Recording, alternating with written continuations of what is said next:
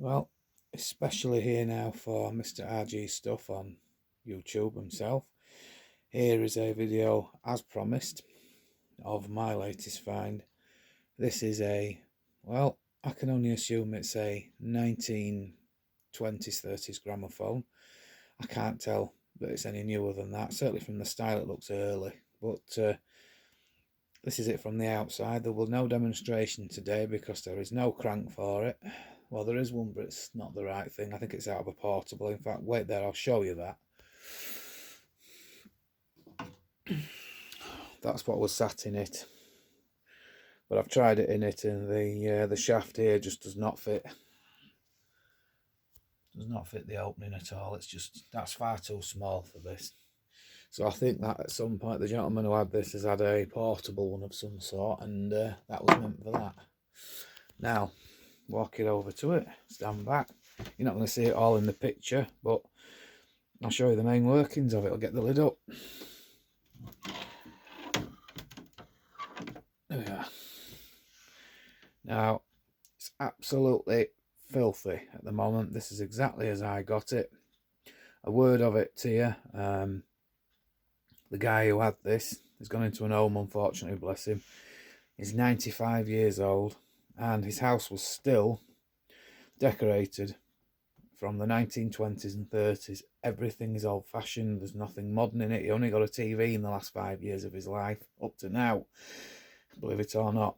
And I don't think this has been used for a hell of a long time. Okay. But this is the main section itself. Oh, of course it's blanking it out, isn't it? Anyway, it's not a very going to be good likeness, but I'll try and sneak in with my hand here and show you that. I've looked for clues even on the... Oh, can you see anything? It's just not working. It's too dark in here, isn't it? So I get that. There's no name on that there to suggest what make it is. There's nothing on the tone arm or on the main arm itself. There's no badge. Never has been by the look of it. Obviously that's your record compartment. Now, to all intents and purposes, it's been, how can I put this, looked at some point in its life, because the 4 screws for the motorboard are missing. There's 2 still in the back that hold on the horn underneath, with obviously then the tone arm here, but the 4 screws here are missing, like it's been attempted to be worked on. And more evidence of that, if I come down the front here, first of all, yes, there's some slats there, and you think, oh, there's some missing. They're not, they're in there. Okay, now that is what's left of the top of this here. Look, it's bent. It's bent. I don't know what this is. How it is when I got it. I can't show you in there, but that's direct into the thing itself, into the motor itself. I can't. It's just not coming up. There's nothing I can do. Let me just see if I can do anything. Bear with me. No, I've just tried to put the light on mid-video in pause. It just won't let me do. I haven't got a torch or anything I can show you, but trust me, the motor's in there. Now, if you do this, it'll move. As you can see, it's a bit noisy, it's a bit rattly. Now, I did this very briefly yesterday, and the day I got it yesterday, and I heard a clunk like something had dropped off. I don't know what that was. I don't know what it was. I left it alone. I've hardly done that. If anybody's saying, oh, isn't it, he's broken it, I've done very little of that. Very little like that. Maybe once or twice, and then that's it.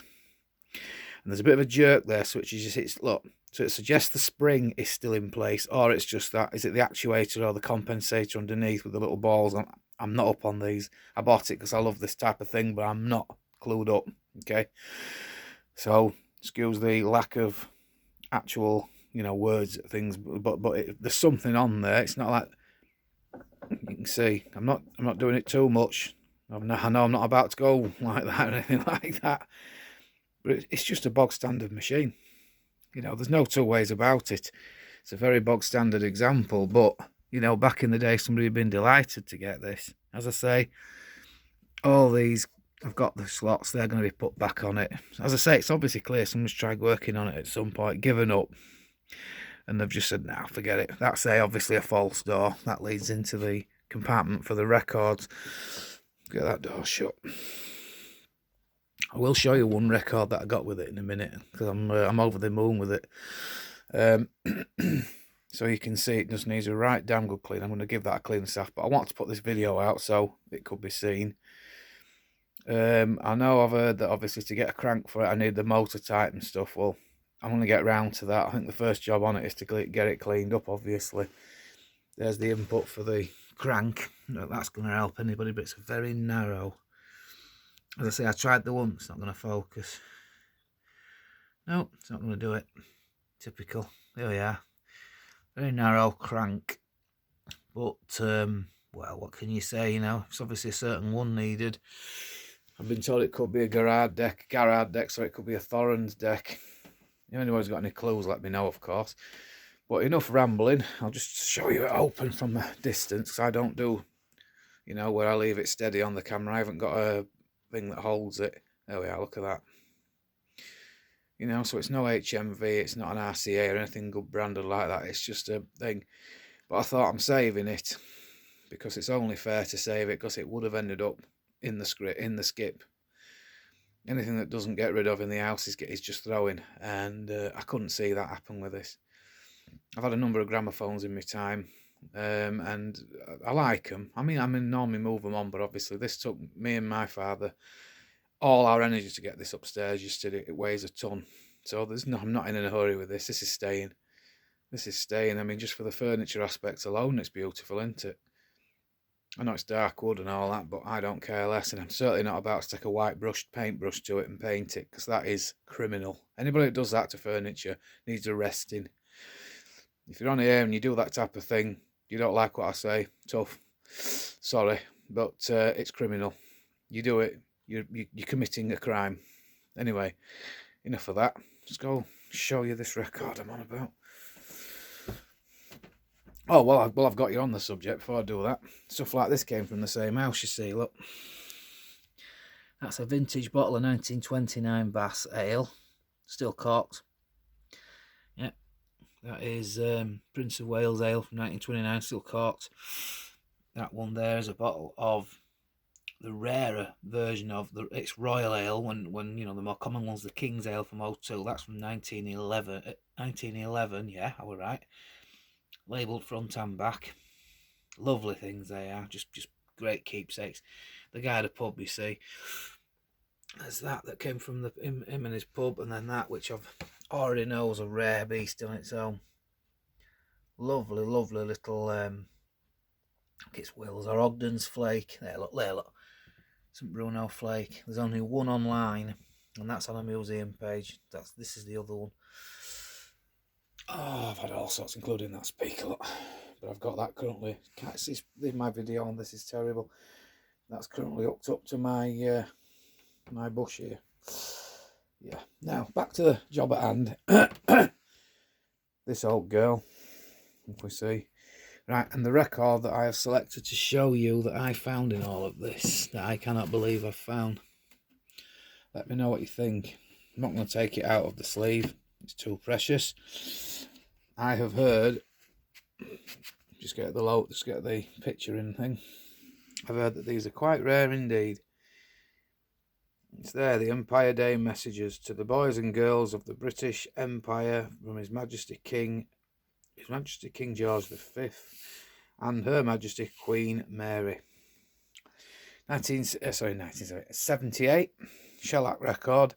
It was part of this that I found with it. I have played it. Unfortunately, it must be filthy, because I played it on that, not on this, because as we know it don't work yet, but I played it on that, and the voice recording on the side, can hardly hear it. And it's not because the record's one, it's because it's filthy. Because when I took the record off of that portable, it you could see the muck on the needle, and I took it straight off. So I'm going to get that properly cleaned. It's got that on one side, the talking on one side. I never played the other side, but it's let's have a look if it focuses again. Empire Day record, God Save the King and Home Sweet Home. Something or the other it says, and it's the Coldstream Guards, His Majesty's Coldstream Guards. This dates to 1923. It's not the original sleeve, but I found that amongst all these. I thought I'll put it in that. Mercer's near me. Well, they would have been near me. Pontefract and Castleford. I'm in Featherstone, so very near me, in fact. And as I say, cleaned up. I can't wait to hear that properly, because apparently it's worth about 30-40 quid on its own. Even got it in its own slot in the back of the machine here. In it goes, because I want it to be kept. But yeah, I mean, I've had loads of stuff out of this guy's house. Well, obviously I bought it, naturally. The bottles of beer, you've seen what I've shown you, and obviously this beautiful thing. A couple of other bits that have turned up from him. It's a old family scale. Really, really old biscuit tin barrel. Wooden outside with the metal accents, and then it's got a ceramic interior. Little bulb there, look. That's still got its original ever-ready battery in it. This is quite impressive. That is a Dr. Dent's Ardent for deaf ears. That is an original hearing aid from the 1920s.